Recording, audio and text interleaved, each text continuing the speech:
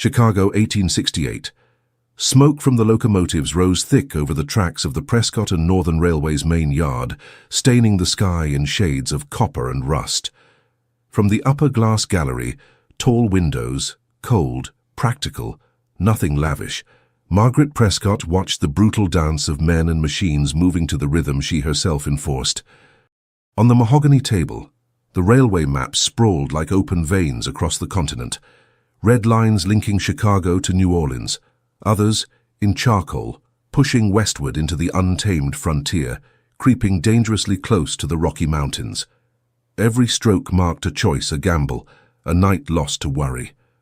At 25, with 5 suitors refused, Margaret had learned to recognize the same smile in all of them, polite, patronizing, calculated. They came to offer help, as if the railroad weighed too heavily on a woman's hands. None understood that she was not looking to be rescued. She was looking for an equal. Her reflection on the glass returned the image of a young woman society did not know where to place, a dark brown wool dress, high collar, hair swept into a severe bun. No lace, no feathers. Silk, she had learned early, only gave men an excuse to treat her as decoration rather than a business partner. A whistle echoed from below. The 5 o'clock train was leaving right on time. Margaret closed her eyes for a brief moment, feeling the faint tremor of the machines beneath her feet, the living pulse of the company her father had entrusted to her far too soon, and which she had expanded through sheer stubbornness and meticulous calculation to the very edge of possibility. It was in that quiet between one whistle and the next that the telegraph operator knocked at her door. "Miss Prescott," his voice wavered, "there's a British attorney waiting in your office, says the matter is urgent." Margaret opened her eyes. The October wind slipped through the window's narrow gap, carrying the smell of coal and something else, promise perhaps, or warning. A letter awaited her on the desk when she entered the main office. Thick envelope, fine paper, a New York seal, firm handwriting. Lennox and Ward, solicitors.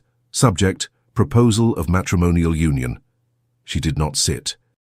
She broke the seal with her thumb, her stomach tightening in reluctant anticipation. Lord William Hawthorne, Duke of Silvermont, presently residing in America due to unforeseen financial difficulties, expresses formal interest in a matrimonial union. His Grace is unable to return to England until certain obligations are settled. He is prepared to negotiate terms compatible with his station. No declarations of passion, no sentimental flourishes. A marriage proposal written with the clean detachment of a business contract.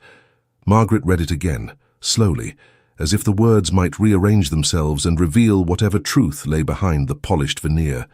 A duke, ruined, exiled, a man who had lost everything, and who still dared to be so direct. A flicker of memory crossed her mind. Her father, Connor Prescott, an Irish visionary with large hands scarred by winter on the rails, telling her, back when she could barely reach the drafting table, "Never trust someone who wraps everything in sugar, Maggie. What's solid comes raw, almost rough, but it holds." She folded the letter and walked to the window. Below, Chicago rose on scaffolds, hammer strikes, and new brick structures. The city grew too fast to recognize itself in the mirror. Much like her. Daughter of an immigrant who had turned a local line into the backbone of the American interior, motherless since 11, responsible for the company's operations at 23 when an industrial accident took her younger brother, George, and nearly shattered her father for good. While other girls practiced embroidery, Margaret memorized roots. While young ladies played piano in bright salons, she trudged through mud during track inspections, boots sinking as she measured the strength of newly built bridges. After George's death, the work stopped being a vocation. It became a wall. Chicago loved her and feared her in equal measure. Matrons whispered about her eccentricity, but still invited her to their dinners, knowing it was unwise to ignore a Prescott. Businessmen praised her efficiency, though none ever invited her into the clubs where the real deals were struck after the 3rd glass of whiskey. 5 suitors had sat across from her. 5 men who saw not a woman, but a golden opportunity. Railway fortune, political influence, lucrative contracts, all promised to help her carry the burden. None asked whether she considered it a burden at all. None asked whether she wished to share it. Margaret brushed her thumb across the envelope once more. Perhaps a ruined duke, at least, could be honest about his ruin. Perhaps a man who had already lost everything might understand the worth of what she had built. Or perhaps he was simply another suitor, this one with a British accent and an empty title. She pulled a sheet of Prescott and Northern letterhead, dipped her pen in ink, and began to write. The words flowed steady and firm, without flourish. If Lord Hawthorne wishes to discuss terms, he may come to Chicago. I do not rely on intermediaries for decisions that affect my life or my company. When she finished, she dried the ink, folded the reply, and rang the bell. "Send it to New York today," she ordered. "Urgent wire." When the messenger left, Margaret returned to the window. The tracks vanished into the horizon, swallowed by fog and smoke. Perhaps it was time to learn whether a fallen duke could offer more truth than the magnates still climbing toward their thrones. If you enjoy stories like this, consider subscribing. It helps the channel continue bringing new tales to life. And now, please enjoy the rest of the story. Chapter 1. A Woman's Proposal. Margaret had not expected him to be young. When William Hawthorne stepped into the Prescott and Northern Railway office on a sharp November morning, she was standing by the window, reviewing expansion reports for the Dakota Territory. A thin draft slipped through the pane and brushed the back of her neck, reminding her that winter was closing in, and frozen tracks forgave nothing. She heard the door open, but didn't turn. A habit inherited from Connor Prescott. Men reveal more when they think you're not looking, Maggie. Let them believe that for a few seconds. His footsteps were steady, controlled. No nervous clearing of the throat, no shuffling. He entered and simply waited. Margaret counted to 10 before turning slowly. The first impression was height. William Hawthorne stood taller than any suitor before him, and unlike most, he didn't try to exaggerate it with some stiff military posture. His dark attire was impeccable, his wool overcoat unmistakably English, its quiet quality at odds with the fatigue etched across his face. Dark brown hair combed back, a sharply cut jaw, and eyes caught somewhere between green and amber, watching her with calm, almost clinical attention. 30, perhaps a little older, far too young to look that worn. "Miss Prescott." His voice carried the British accent so many Americans found refined. To her it was simply another timbre, and surprisingly honest. "Thank you for receiving me." Margaret inclined her head. "Lord Hawthorne." She motioned toward the chairs with her chin. "Sit." He didn't choose the armchair reserved for important visitors. Instead, he took the work chair. A small detail, but telling. Perhaps humility. Perhaps calculation. She remained standing. "Your letter was direct," she began, folding her arms. "I appreciate that. So I'll be equally direct. I am not seeking a husband to manage my life or my company. I need neither financial protection nor an aristocratic name to validate my position." William didn't blink. "I understand." A muscle tightened at the base of her neck. Many said, "I understand," when what they truly meant was, "Just wait. I'll put you in your place soon enough." The 5 suitors before him had begun the same way. "I'm looking for someone who understands that marriage, for me, is a partnership, a business alliance. Not rescue, not social ornament." Silence settled between them. Below, a locomotive whistle sliced the air like an answer. "And you believe a ruined duke can offer that?" he asked. Not in irony, not in defense, simply curiosity. Margaret walked to the desk, resting her fingertips on the mahogany surface. For a moment, the memory of her father's trembling signature, granting her authority after George's death, cut through her thoughts. She drew a steady breath. "I believe a man who has lost much and remained standing is, at the very least, familiar with truth." His eyes searched hers. William leaned forward slightly, fingers interlaced over his knee. "Then you know my situation." "I know enough." She kept her voice neutral. She had paid dearly for discreet inquiries in New York. Inherited debts, a duel, estates used as collateral, voluntary exile. A fleeting smile touched his face, the first since he'd entered. Faint, melancholy, but sincere. "And still, here I am," he said, "in search of a mutually beneficial arrangement. You could have married any American heiress eager to display a European title." Margaret didn't soften the words. "There are dozens of them. Why didn't you?" He inhaled as if the question pulled forward memories he'd rather forget. "Because many wanted the myth of the charming Duke." One corner of his mouth twitched. "And all I have left is the title." Something shifted in Margaret's chest. Not attraction. Recognition.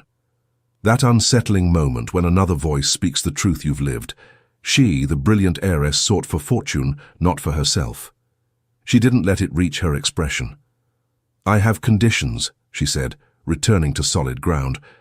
"I assumed as much." He wasn't offended, not even eager.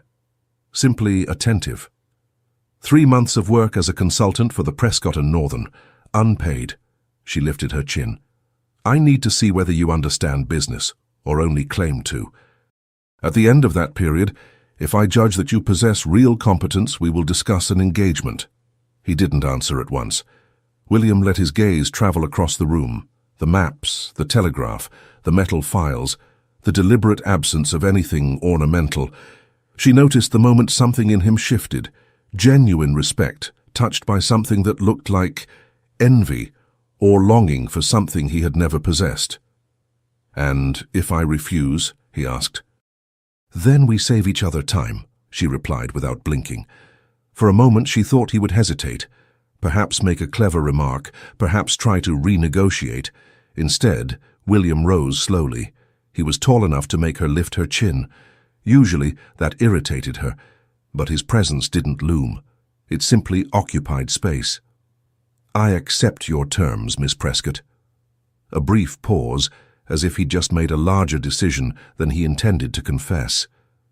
"But I have a condition as well." A flicker of tension ran down her spine. She was used to men imposing terms, but not after admitting ruin. "What is it?" The question came sharper than she intended. "During these 3 months, I intend to observe you as well." His tone held no insinuation, no arrogance, just a strange calm, not only as a director, as a person. "If marriage is a partnership, I need to know the woman behind the business." The air seemed to grow heavier, not with threat, but with intensity.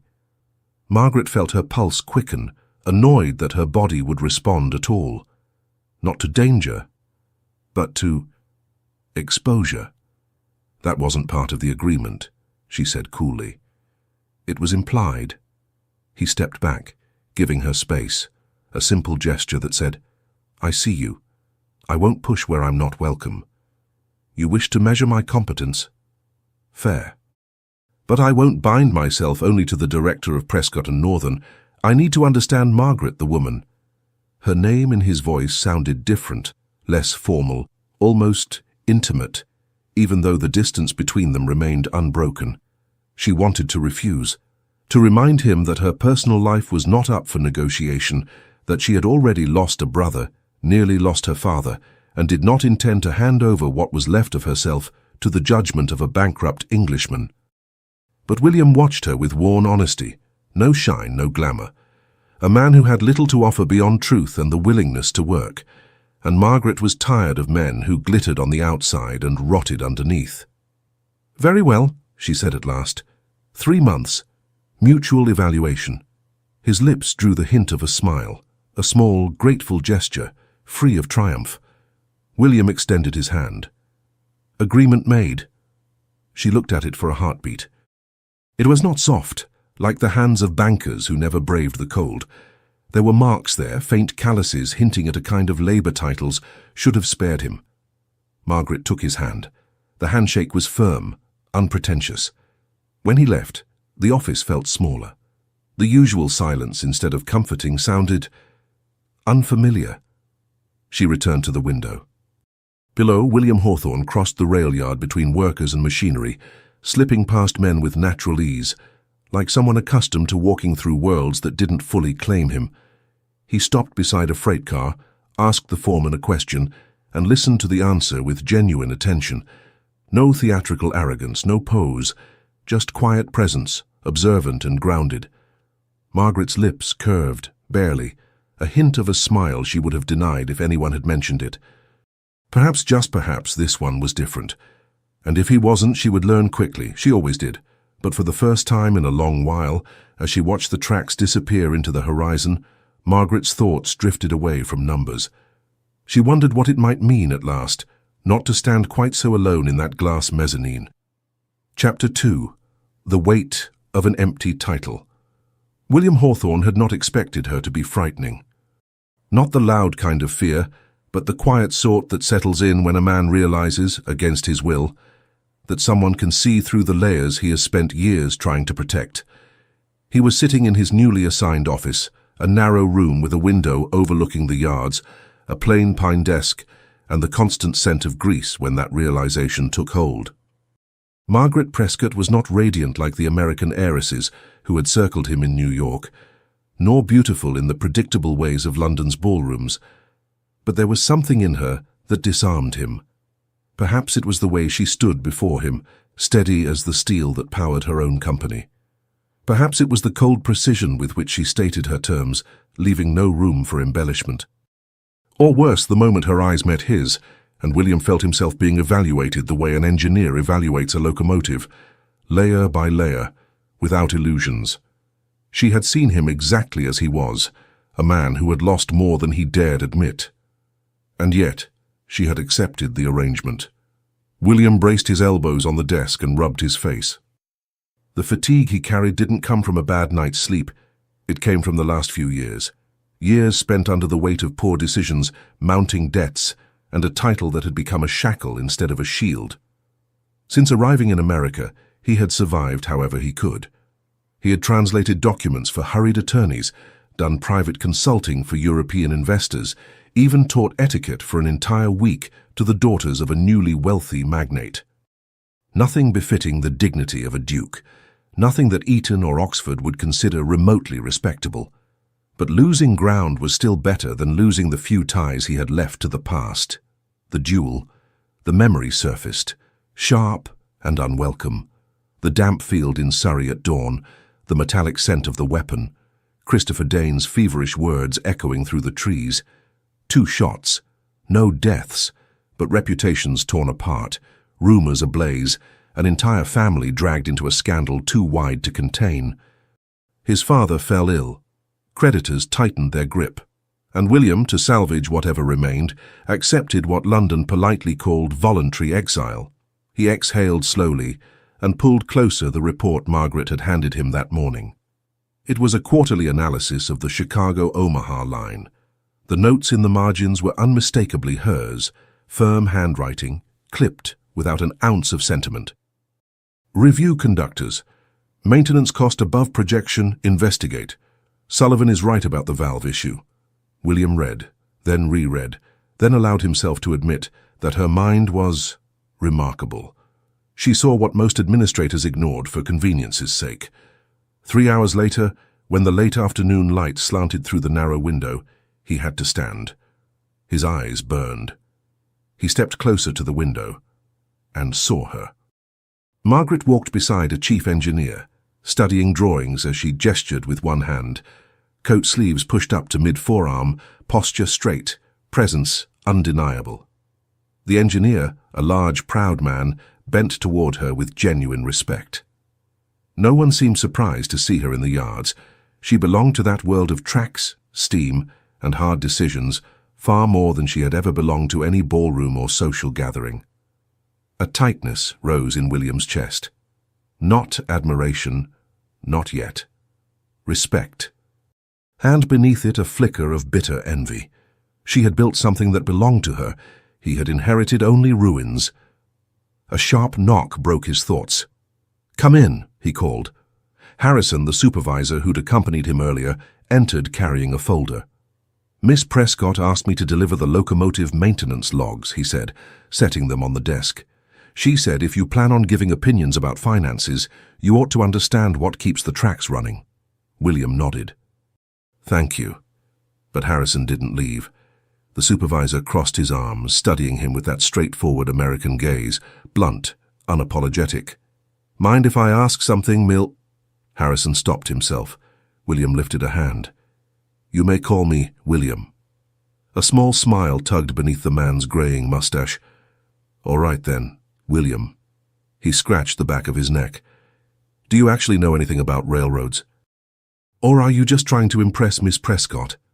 The question came raw but honest, a trap either way. Arrogance would make him a fool. Modesty would make him weak. William chose the only path left to him. "No, I don't know railroads." He didn't look away. "But I know men and risks and systems that look solid until the exact moment they break." He drew a slow breath. "I spent years trying to keep my family from collapsing. I failed. But I learned enough to recognize fractures, even when they're small." Harrison regarded him for a moment, then nodded. "Fair enough. At least you're not pretending." He turned toward the door, then paused, hand on the knob. "Miss Prescott is the smartest person I know, and maybe the loneliest too." William went still. "Every man who's walked through that door tried to use her as a shortcut to money or influence," Harrison continued.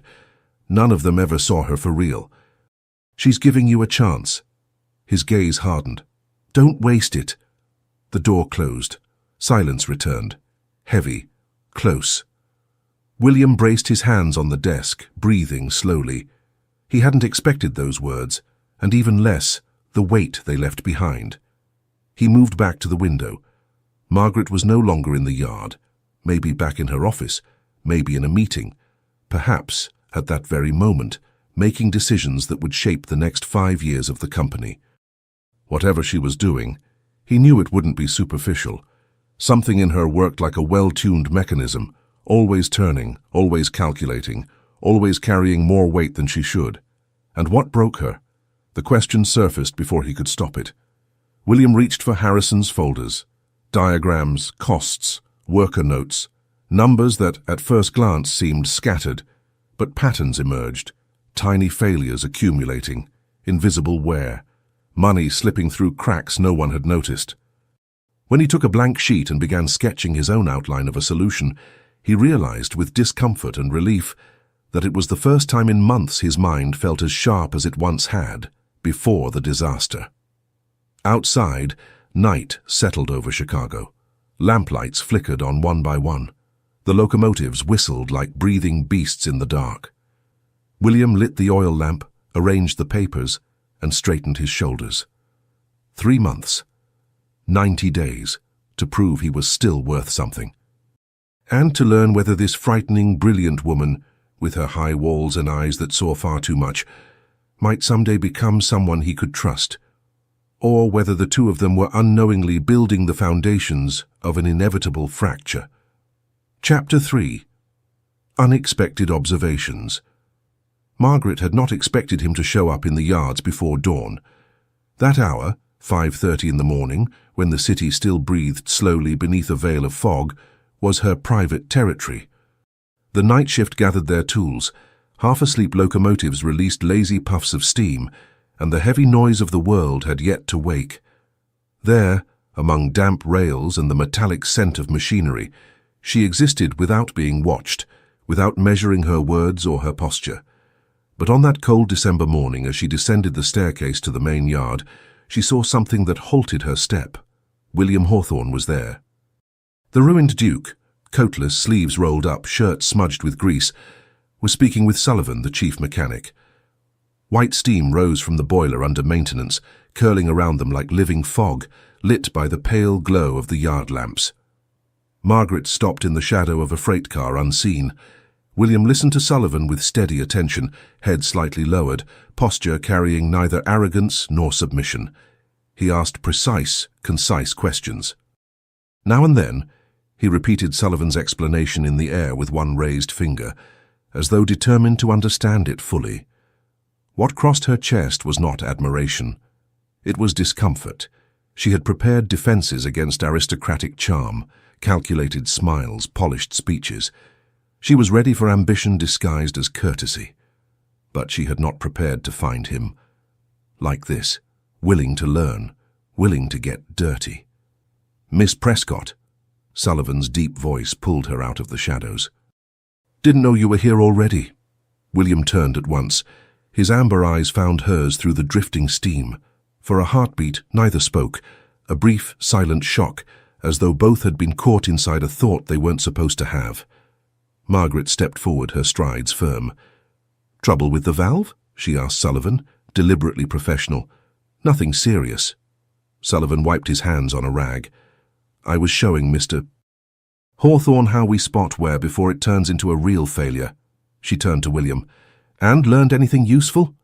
He discreetly brushed a streak of grease from his wrist, a simple gesture, yet surprising. Men of his station usually avoided any contact with machinery. "I learned that each locomotive has its own personality," he replied. "Sullivan can tell which one is entering the yard just by the sound." A pause. "And I learned that you all treat that as a kind of language." Sullivan smiled, proud. Margaret kept her expression neutral. "And what does that have to do with financial consulting?" William didn't flinch. "Everything. Your reports show that some locomotives cost 3 times more in maintenance than others.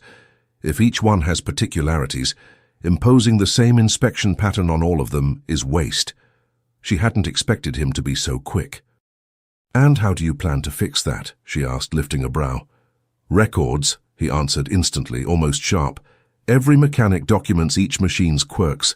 We turn instinct into method and cut costs." Sullivan nodded, impressed. Margaret felt the unease deepen.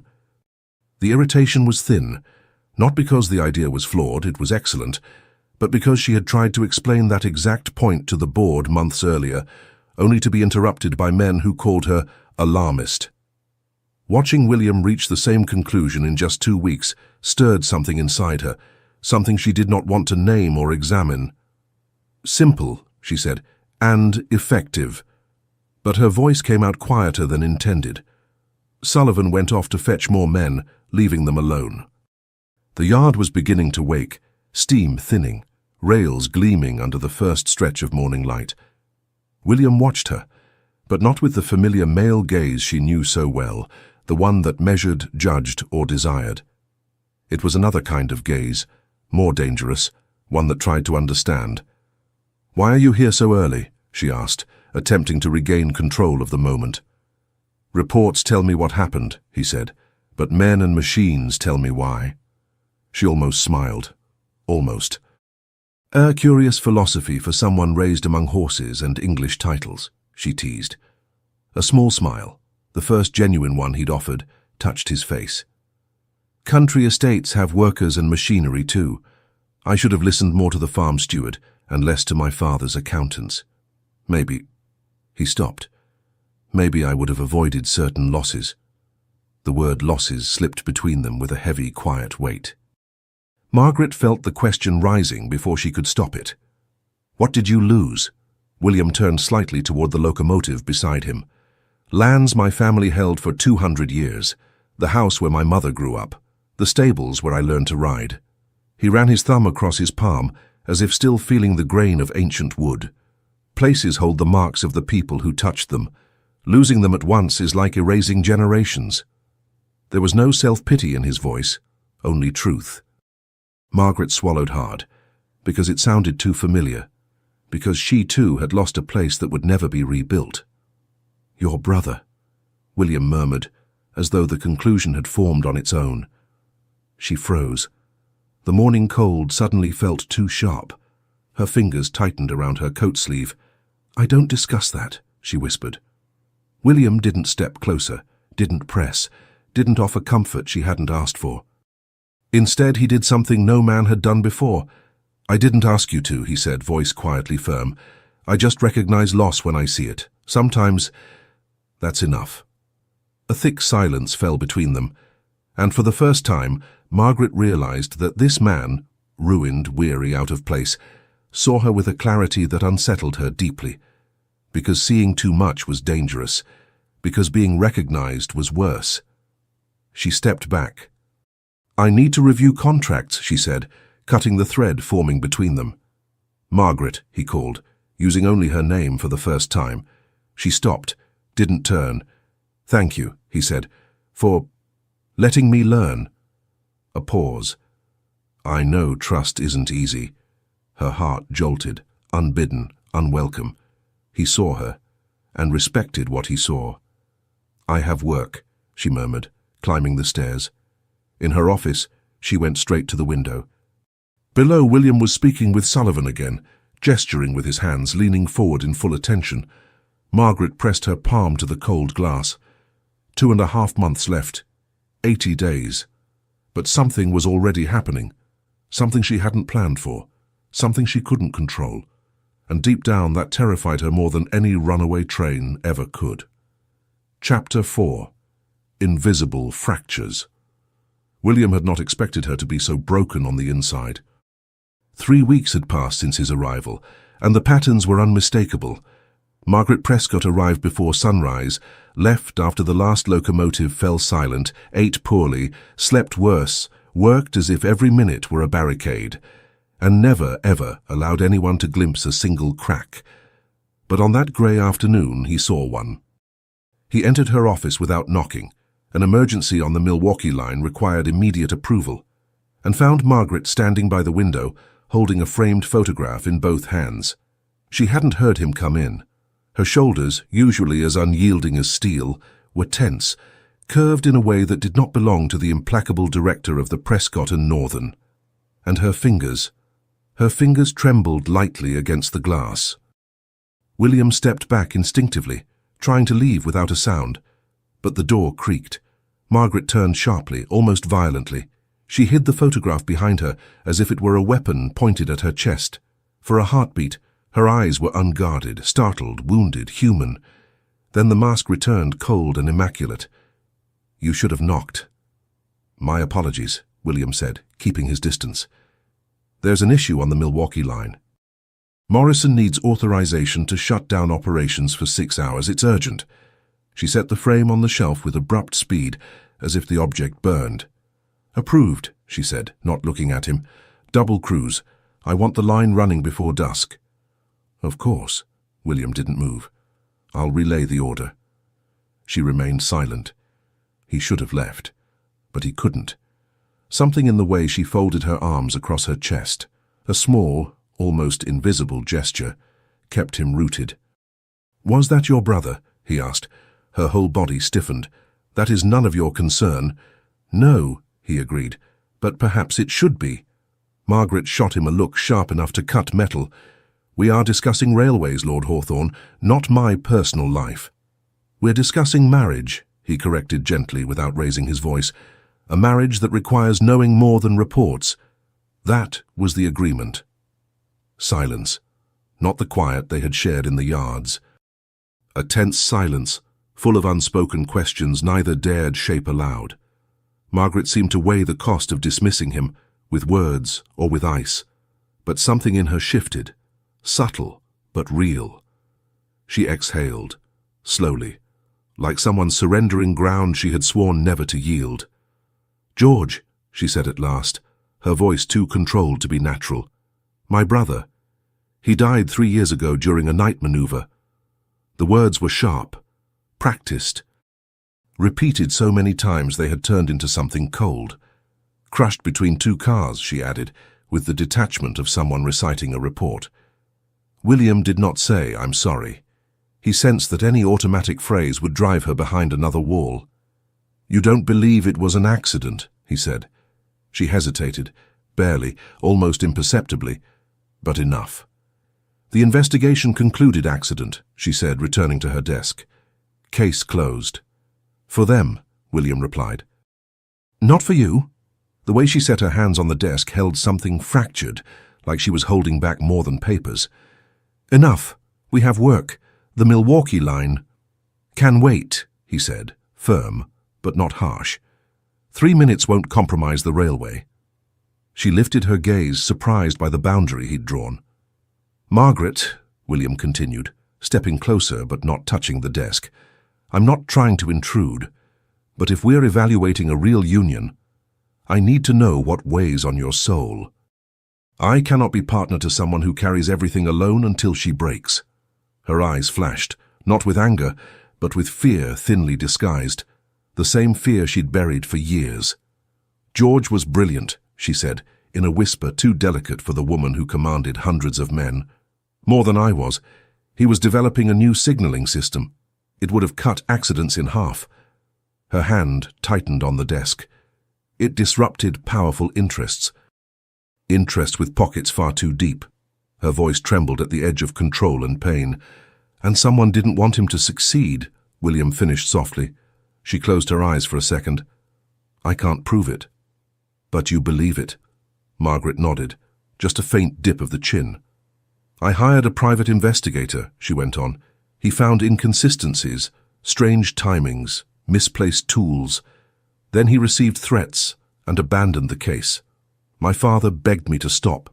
He was already sick. The company needed stability. Her voice broke just one fragile second. I stopped because I didn't have the strength to fight everything alone. Silence. Not the silence of anger, the silence of guilt. Guilt she had buried in work, in discipline, in walls built with precision. I carry too many shadows, she finished quietly. If that is a problem. It isn't a problem, William said, interrupting softly. It's a reason. She frowned. A reason. A reason to work until your body gives out. A reason to build walls. A reason to turn away 5 suitors. He drew a breath. You're not just running a company. You're protecting his legacy, trying to correct a wrong they never let you prove.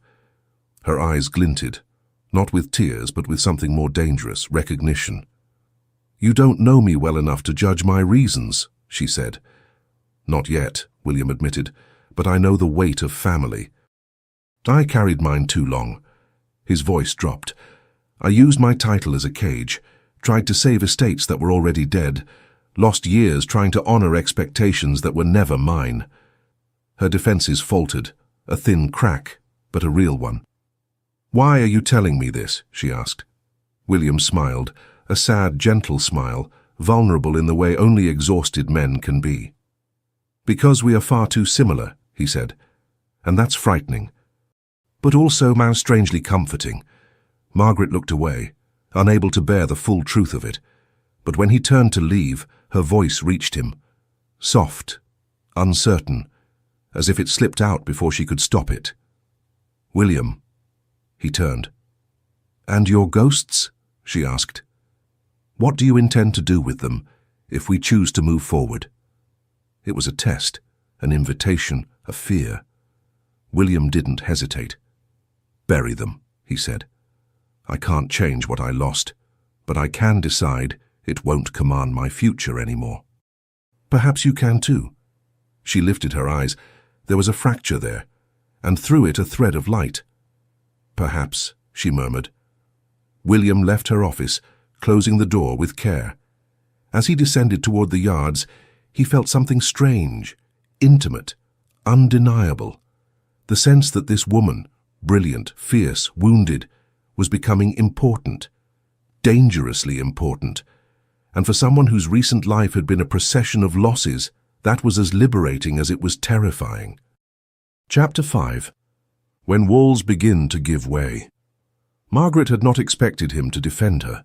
The board meeting took place in the dark oak chamber her father had built decades earlier, grand enough to impress bankers, claustrophobic enough to crush any illusion of equality. 10 men sat at the table, all older, all convinced they knew more than she did, about railroads, about money, about the world, all conveniently forgetting that the one keeping the company alive was the woman standing before them. William sat in the back. Not to intervene, she had made that very clear, but to observe. He looked discreet, almost invisible. But Margaret knew better. Nothing in him slept.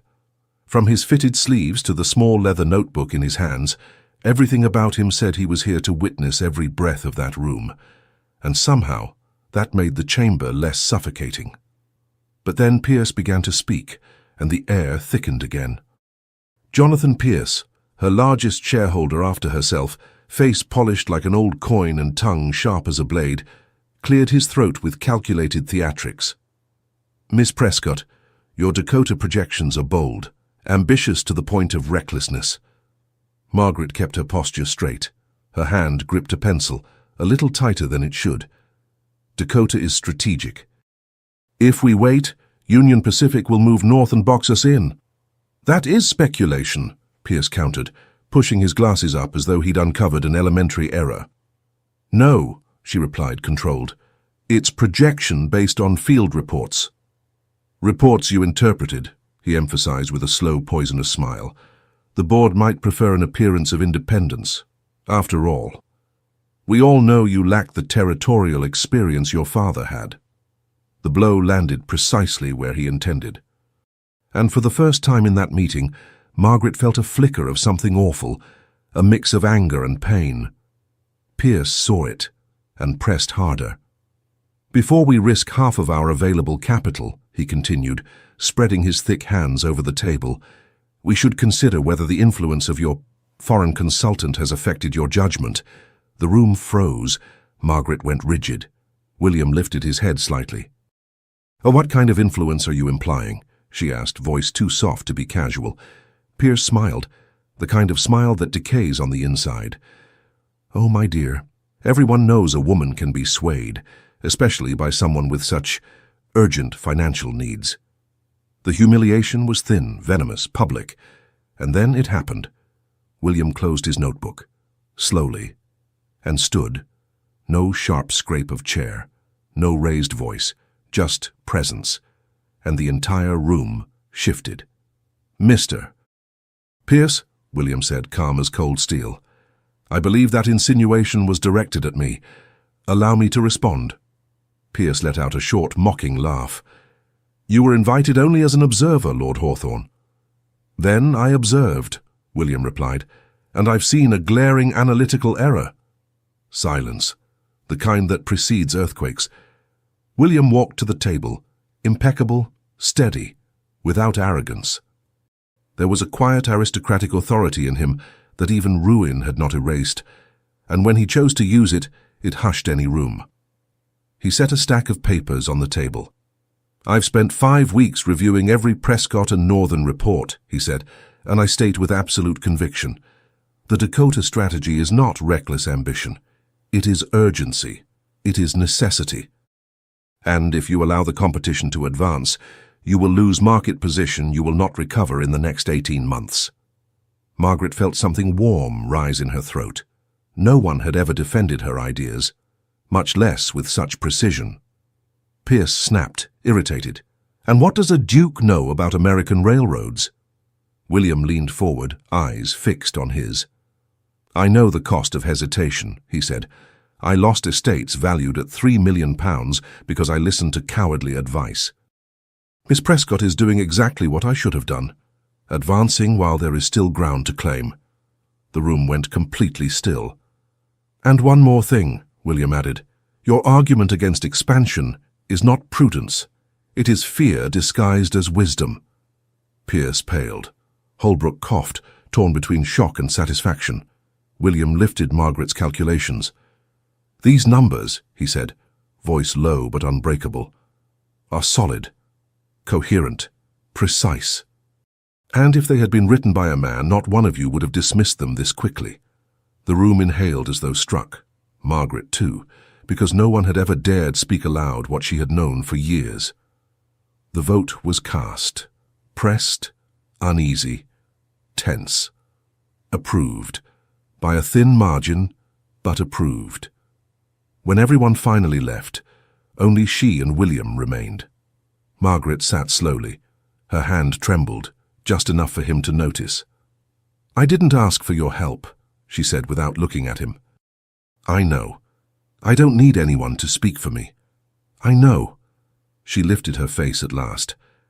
Then why did you do it? William set his notebook away with quiet composure that belied the force of the moment. Because you were right, he said simply. And I won't watch mediocre men diminish your vision to protect their own pride. The sentence struck a place no one had ever reached. Something melted inside her, warm, unexpected, terrifying. They'll say I'm influenced, she whispered. They're saying it because they're afraid of losing control, William replied. It doesn't make your ideas less true. She turned toward the window, where snow had begun to fall. I hate this, she confessed. I hate that the same words only matter when spoken by a man. William stepped closer. "Then let me use my weight while you need it," he said softly.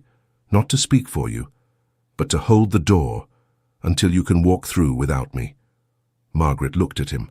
There was something new there. Something that wasn't just respect, something that pulled her closer and terrified her at once.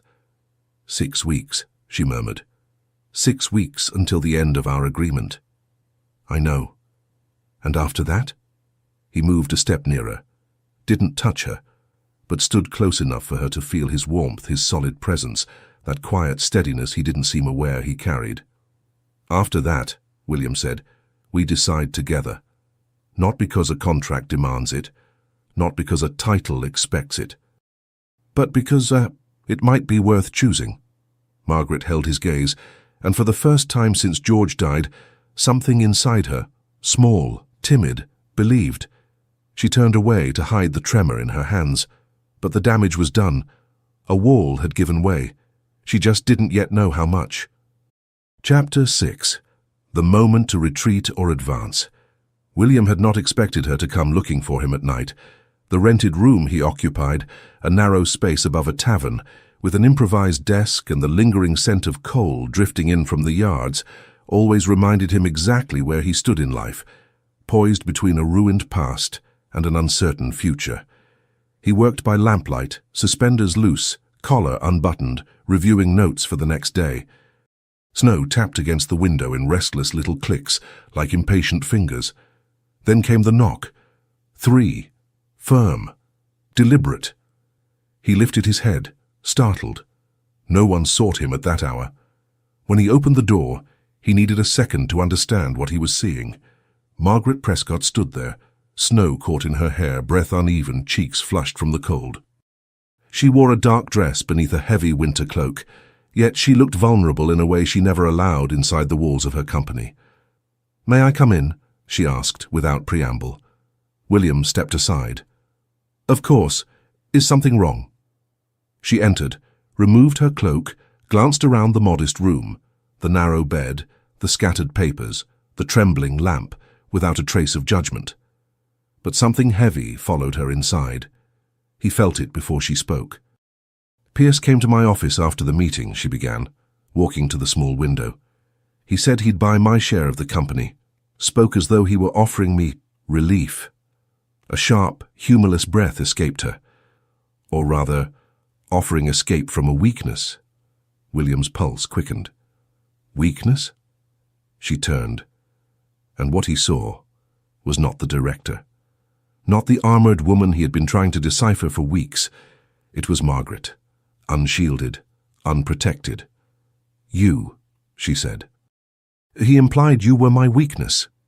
The words shattered the air. William didn't move. "I see, and do you believe him?" "No," she answered immediately, then inhaled deeply. "But he'll plant that doubt in the board. He'll use your past against me. He'll say my judgment is compromised, that I'm too involved." She hesitated, then softer. "And perhaps I am." William stepped closer, one careful step. "Involved how?" She swallowed. Her eyes drifted away from his, an almost impossible sight. "When you defended me today," so she began, "when you spoke of my numbers as my work, when you faced Pierce with such certainty," she searched for words, breath quickening, "I felt protected." Her fist closed slowly. "And I don't know how to handle that, William, I don't." The air thickened, tense, hot, fragile. William drew a steady breath and stepped closer, though still not touching her. "That frightens you."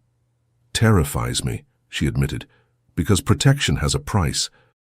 And because men protect only until they decide to leave." The truth struck him deep, but he didn't back away. "Margaret," he said softly, "may I be honest with you, without any veneer at all?" She gave a small nod. "I came to America a broken man. I sought a convenient arrangement. I wasn't looking for a future or a new life. Certainly not to feel anything." Her eyes flickered, barely, but undeniably. "But you changed that," he continued. "And that frightens me every bit as much as it frightens you." She closed her eyes for a breath, allowing the truth to reach her. Pierce is investigating you, she whispered. Your past, your name, every scandal that's ever touched you. He said a ruined duke can't be a trustworthy partner for anyone. Her voice cracked, thin, unwilling, honest. And I hated what I felt. I hated being afraid of losing you. Something inside William broke open. He stepped nearer. Not touching, yet close enough for her to feel his breath in the cold air. "Margaret," he murmured, "I'm here, and I'll stay as long as you want me to." The silence that followed wasn't empty. It glowed, it trembled, it waited. She lifted her face. "How can I believe that?" she asked, her voice shaking for the first time since he had known her. "How do I know you're not saying what I want to hear? How do I know you won't leave the moment the wind changes?" He raised his hand, slowly, giving her room to step away. She didn't. William touched her cheek with the lightest brush of his fingers, careful, reverent.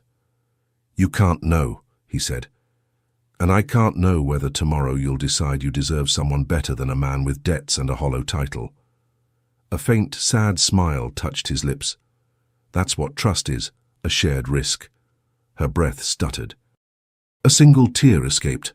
Silent, rebellious, unexpected. William wiped it gently with his thumb. "You're not a weakness," he said. "You're a choice, the hardest and most honest one I've ever made." Margaret placed her hand on his chest, an almost unconscious gesture. "And if all this is a mistake," she whispered, "if we're not ready." He covered her hand with his own. "Then we face that mistake together," he said, "not because we must, because we choose to." She closed her eyes. 1 second. Then another, and then she gave in. Slowly, like someone stepping onto a fragile bridge, she rested her forehead against his chest. It wasn't sudden, it wasn't dramatic, it was intimate, deep, almost sacred. William wrapped his arms around her, careful, unhurried, as if he held something precious that could shatter with too much force. He felt her finally breathe, a long, trembling breath, as though she had been holding air for years. They stayed like that. Two tired souls holding each other upright, without words, until she murmured against his chest, "I don't want to wait for the agreement to end." A heartbeat. "I already know what I want." William closed his eyes. The world stilled. "What do you want, Margaret?" She lifted her face, her dark eyes steady, unafraid. "You." The breath left him, not from shock but from relief, from long-suppressed longing, from life returning to him all at once. He leaned in, slowly, deliberately, his lips barely grazing hers. "And I want you," he whispered, "in every way that matters." When they kissed, it was slow, like a promise, not a hunger.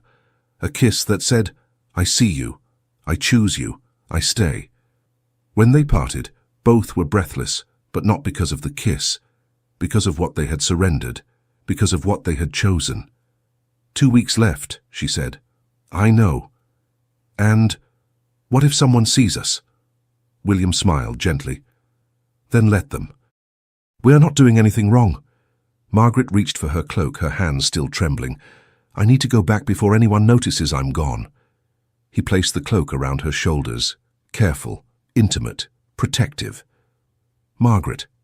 She paused at the doorway. William held her gaze. "Thank you for trusting me," he said, "even just a little." Her lips parted, searching for an answer, but no words came. She simply nodded and left. William closed the door and leaned against it, eyes shut, trying to steady his breath. 2 weeks. But for both of them, time had already lost its meaning. Something larger had begun. Chapter 7. When Fear Meets the Truth. Margaret had not expected that recognizing a feeling could be so quiet. There was no epiphany, no sudden spark. The feeling settled slowly, like the February snow covering Chicago, until the whole landscape changes, and no one can pinpoint the exact moment it happened. Winter was merciless that year. Rails froze, locomotives stalled, tempers snapped before dawn. Margaret spent entire mornings in the yards, snow clinging to her wool coat. fingers numb as she solved problems before anyone could even list them. And William was always there, not as a shadow, not as a protector, just present. He brought her hot coffee when he realized she hadn't eaten in hours. He took secondary meetings so she could handle emergencies. He worked beside her through long nights without demanding conversation, just sharing silence. And inside that constancy, something began to shift. One frigid night, close to 10, Margaret was reviewing contracts by lamplight. The wind pounded the windows, while the furnace spread a soft, uneven warmth through the room. She looked up instinctively and saw him. William, seated across the table, bent over cost reports, his brow furrowed, sleeves rolled, a loose strand of hair falling over one eye. The lamplight carved shadows along his face, an oddly beautiful blend of weariness and dignity. For a moment Margaret watched him openly, and a thought struck her with devastating clarity. I want this, exactly this. Not for 3 months, for a lifetime. The force of it stopped her hand mid-page. Her heart lurched, sharp and unmistakable. William noticed. He lifted his head, concerned. Margaret, are you well? Yes, she said too quickly, looking away. Just tired. But it wasn't fatigue. In the days that followed, she caught herself watching him in fragments. The way he greeted every worker by name. The way he saw solutions where others only saw problems. The way he treated everyone with unforced, effortless respect. William didn't pretend humility, and she feared and admired that in equal measure. The feeling became inevitable, and therefore terrifying. But the blow came from outside. It began with a discreet article, buried deep in the Chicago Tribune. Sources claim the heiress of a major railroad may be under the influence of a foreign aristocrat whose past raises questions. No names, no accusations. But enough to wound, to insinuate, to give shape to the very fear she fought to contain. Margaret crumpled the paper and threw it away, but the venom clung. At the morning meeting, she sensed whispers, side glances, a silence that hadn't existed before. In the afternoon, she found William in the yards, speaking with Sullivan about a brake issue. When he spotted her, his face lit with that brief smile, the one she tried to avoid and secretly waited for.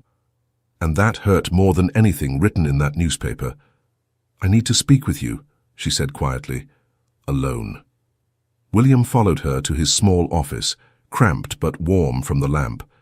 She closed the door, stood with her back to him, drew a long, steady breath. Pierce published something. Or rather planted something, she turned. They're insinuating you're influencing my decisions. William didn't look surprised. I saw it. Sullivan handed me the paper this morning. Then you know what it means. It means Pierce is afraid of your intelligence, William replied. And men like him strike exactly where it hurts. She clasped her hands. It's not just that. He's using you against me. Your past, your debts, the duel, the exile, everything. William breathed in, slow and deep. And you believe him? Margaret opened her mouth to say no, but the truth caught in her throat. She didn't believe, but she feared, and fear always took shortcuts. I don't know, she whispered. William stepped closer. Margaret, are you regretting this? Her eyes lifted at once, hurt, stung. No, she said. It's never hurt so much, but I'm not regretting it. Then why are you pulling back? I'm not. You are, he said gently. You're looking at me as if you're calculating the cost of losing me and the cost of letting me stay. Her breath hitched. I'm afraid, she said, and I hate what that fear does to me. William moved another step. Look at me. She did, with no strength left to look away. You're afraid I'll leave, he said, not accusing, simply understanding. The same way I'm afraid you'll realize you deserve better than a broken man. Tears stung her eyes, hot, stubborn, unwanted. Pierce said you're here for convenience, that if you had any chance of regaining your title, you'd run back to England without looking back. William closed his eyes for a heartbeat, as if struck by a quiet blow. "Then let me tell you something," he murmured. "Only once." He opened his eyes again. "I didn't come here looking for you, but I found you, and that changed everything." Margaret pressed a hand to her chest, as if trying to hold something overflowing. "William?" He touched her hand. "I'm staying," he said, "as long as you want me." A sob almost escaped her. She swallowed it down, and then it happened.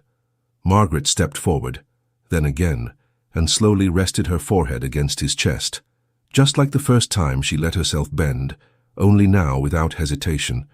William wrapped his arms around her, eyes closing with the fierce tenderness of someone holding what he most feared losing. "I don't want to wait for the last 2 weeks," she murmured against him. "I already know the answer." William lifted her chin, guiding her gaze upward. "And what is it?" "I want you," she said, "and I want what could exist between us. Not because of a contract, not because of an agreement. I want it because it's true." The air warmed around them, dense, alive. William smiled, not with joy alone, but with the trembling relief of a man who has crossed his own fear. "I want you too," he said. He kissed her then, not hurried, not hungry, but certain. When they parted, their breath shook, not from the kiss, but from the courage behind it. "What do we do now?" she asked. "We keep going," William replied, "one step at a time." Margaret drew a long breath, and for the first time fear didn't paralyze her. Fear simply existed, and she existed beside him. Chapter 8. The gesture that changes everything. The letter arrived before dawn. William found it slid beneath the door of the small room he rented behind the rail yard. The messenger was long gone. Only the thin envelope remained, marked with the family crest. His chest tightened before he even broke the seal. He recognized Edmund's handwriting instantly. He read it once, then again.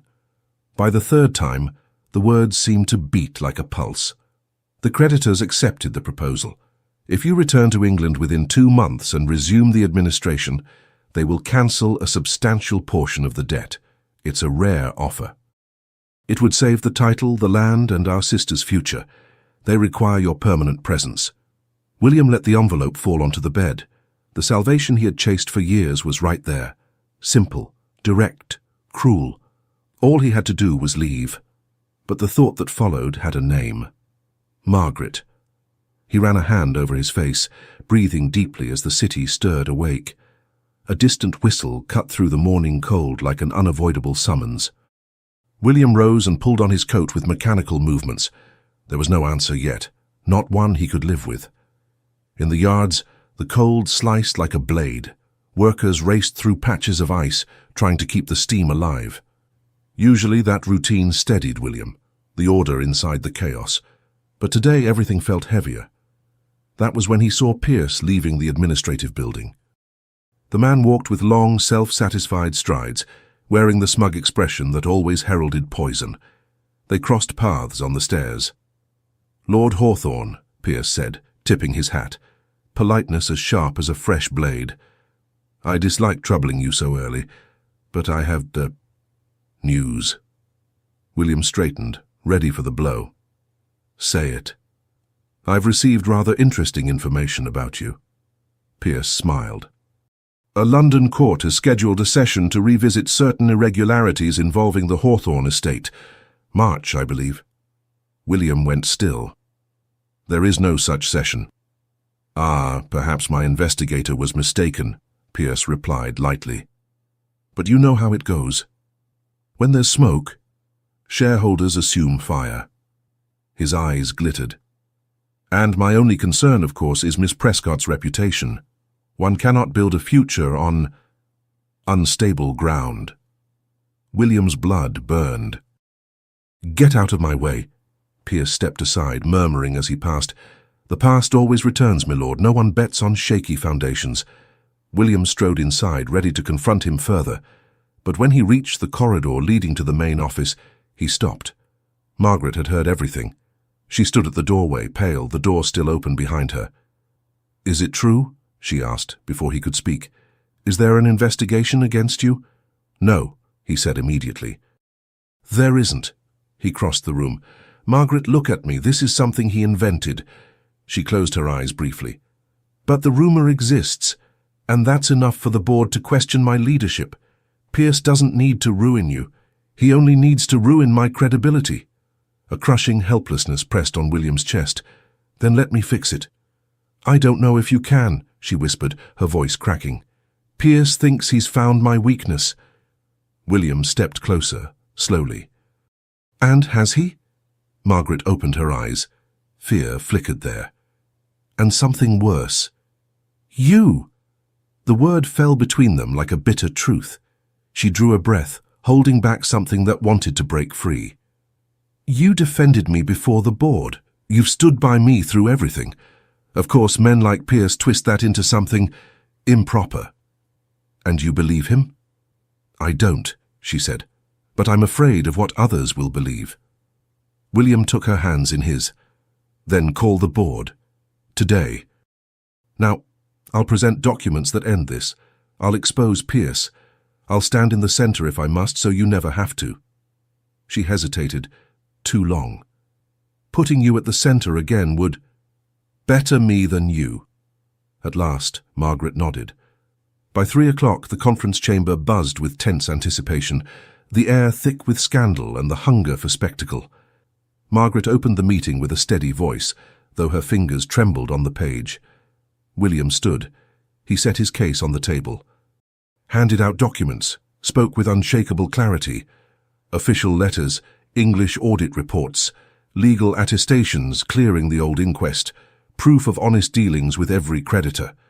Pierce interrupted twice, both times ignored. Holbrook cleared his throat. So, you have no pending litigation? None, William answered, and I can provide originals today. A murmur rippled through the room, half relief, half irritation at being manipulated by Pierce. William exhaled, but he wasn't done. There's something else, he said, pulling a different envelope from his coat. Margaret stared, confused. I received a letter from my brother this morning. His hands shook slightly as he opened it. The London creditors have offered a final settlement. They'll forgive most of the debt if I return and take up administration. They require me indefinitely. The shareholders leaned forward. Margaret did not move. It's a remarkable chance, William continued. The sort any man in my position would dream of taking. Pierce smiled, sharp, triumphant, sensing victory. William turned to Margaret. But when I opened that letter, I realized something. His voice softened, yet the entire room stilled. Everything pulling me back to England is past. Dead. He looked straight into her. You are future. Alive. Margaret felt the floor drop away beneath her. William stepped forward, pulling a small box from his coat. Pierce's face drained of color. And that is why, William said, opening the box, I make my choice now in front of everyone. The ring was simple, smooth gold, understated and honest, not a symbol of nobility, a symbol of intention. Margaret Prescott, he said, voice trembling but eyes steady. You've shown me strength, truth, courage, and even when you were afraid, you chose to stay. He drew a breath. I want to stay too, not out of need, not out of convenience, but because I love you. Silence. Complete. Absolute. Will you marry me, he asked. His head bowed just enough to make the words a vow, not a performance. Not for a contract, not for a title, but for us. Margaret lifted a hand to her mouth. Tears rose too fast to stop. She walked toward him. Slow, deliberate steps weighted with meaning. When she stood before him, she held his gaze with a strength rising from deep inside. Yes, she whispered, then clearer. Yes, I want that. Applause began hesitantly, then grew. Holbrook smiled. 2 board members stared, stunned. Pierce slipped out without meeting anyone's eyes. William slid the ring onto her finger, his hands trembling, not from doubt, but from relief. When the room finally emptied, only the 2 of them remained. Margaret cupped his face with both hands. You turned down your legacy for me, she murmured. Not for you, William corrected gently. For us. She smiled, broken and whole at once. "I don't know what I've done to deserve this." "You survived," he said softly, "and you let me in." Margaret hovered there, between breath and promise. "So, we begin now?" she asked quietly. William rested his forehead against hers. Now. Outside, locomotives wailed through the ice. Chicago moved on, merciless, alive, relentless. But in that empty chamber, 2 lives finally found direction, not toward the past, but toward everything waiting ahead. Together. Epilogue. What is built after? 8 months later, Margaret learned that happiness doesn't arrive with thunder. It settles quietly, like the soft June light slipping through the tall windows of the Prescott and Northern mezzanine, turning smoke and steel into something almost beautiful. Chicago kept growing without apology. Cranes cut through the sky, hammers echoed like heartbeats, locomotives breathed hot steam over the rails. The city hadn't slowed, but she had. Or perhaps for the first time, she finally had a place to rest. From the glass mezzanine, Margaret watched the rail yard as she had all her life. But now there was something different on the mahogany table. A second cup of coffee, a stack of notes in William's steady handwriting. A chair placed beside hers, not across from it, someone working with her, not against, a small detail. But for her, it meant everything. She scanned the yard until she found him. He was always easy to spot, sleeves rolled up, wholly focused, patient in a way few men ever were. William stood with Sullivan, studying the new signaling system that had begun as scribbles in George's notebook. Margaret's heart tightened, not with pain, but with something that felt like healing. George would have liked that man, he might even have trusted him before she did. The glass reflected her face back at her, still sober in dress, still steady in posture, but softened in ways she'd never allowed before. It wasn't surrender, it was peace, the kind that comes when walls are no longer necessary. The door opened behind her. "You're studying the fleet as if it were some impossible riddle," William said as he approached. "That usually means good news." Margaret smiled, a small, true smile. "Did Sullivan approve the installation?" "With unusual enthusiasm," William laughed. "He said if it works as well as George imagined, safety will increase like never before. Your brother was years ahead of his time." She nodded, and something warm eased through the air. William slipped his arms around her from behind, as natural as breathing. His beard brushed the top of her head as he rested his chin on her shoulder. "He'd be proud," he murmured. Margaret held his arms. "Not only of him," she said softly, "of the man who chose to stay." William turned her gently to face him, his hands sure but tender. "I've never regretted it," he said. "Not for a single day." She studied him with that sharp, perceptive gaze she'd always had. "Not even when the letters from England arrive?" "Not even then." He smiled, small, warm. "Edmund finally understands that the past can't keep all of us prisoner. He's managing the estates." "Better than I would, perhaps." Margaret gave a soft, amused breath. "I don't believe that." "Neither do I," he admitted, "but it's good for him to think he can." She touched his jaw with her fingertips. The golden steadiness of his eyes still unraveled her in ways she'd never confessed to the board. "William, thank you." "For what?" "For staying. For choosing. For not breaking when things became difficult." He smiled against her palm. "Margaret, I didn't stay out of courage. I stayed because for the first time in my life, there was something better to run toward than to run from." He pulled her closer. "And that something was you." She rested her forehead against his, drawing a deep, steady breath. "You know, the other day I realized I don't even know when I stopped being afraid." "When was it?" "I'm not sure. It faded slowly, like ice under sunlight." She looked at him with the quiet certainty of a woman who has finally found her place in the world. "When I noticed, it was simply gone." William traced her chin with his thumb, gentle and unhurried. "Sometimes all we need is a hand outside the wall to remind us it can be opened." "That's what you did," she whispered. "You're the one who opened the gate," he said with quiet pride. Margaret took his hand, fingers intertwining with his. Outside, the yard breathed iron and steam. Late afternoon light washed the tracks in warm gold. Workers shouted orders, locomotives whistled, and life surged onward. Inside the mezzanine, the world was calm. "Shall we?" William asked. "Sullivan wants to show us something on the new control panel." "Let's go," she said. "But afterward, I want you to see the maps for the northern expansion. We need to decide together." "Together," he echoed, steady and sure. And as they walked side by side down the metal staircase, Margaret understood. Rebuilding wasn't returning to what was lost. It was creating what had never existed, with him, day by day, scar by scar, mile by mile. Sometimes, she realized, happiness smelled like warm steam, sounded like locomotives waking in the cold, and felt like William's hand closing around hers. And for the first time, she knew exactly where she was going.